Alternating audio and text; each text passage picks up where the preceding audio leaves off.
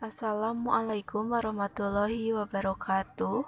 Kali ini saya akan mereview mengenai pertemuan kedua sampai dengan ketujuh pendidikan agama Islam yang berkaitan dengan materi Ma'rifatullah. Berikut adalah pembahasannya. Dalam materi Ma'rifatullah, kita sebagai manusia diajarkan untuk mengenal Allah Subhanahu wa Ta'ala, yang dimana tentunya membuahkan hasil dalam kehidupan kita, yaitu hidup kita menjadi lebih tentram, nyaman, mulia, dan bahkan mendapatkan ridho Allah Subhanahu wa Ta'ala. Adapun jalan menuju Ma'rifatullah, di mana itu dibagi dalam dua metode.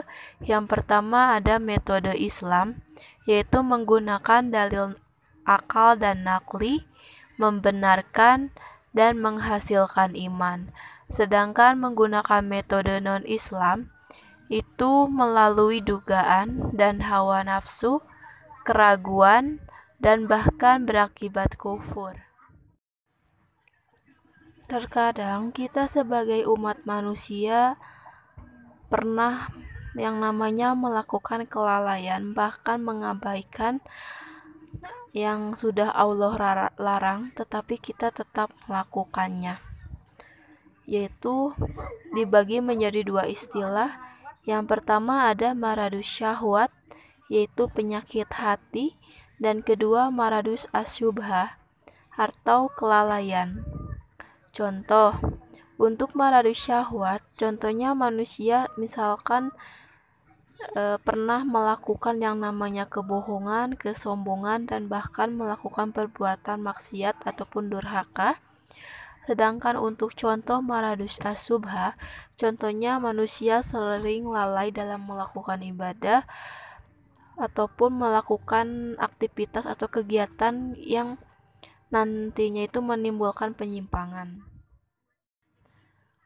Di balik itu semua, tentunya kita harus yang namanya benar-benar meyakini keberadaan Allah Subhanahu wa Ta'ala.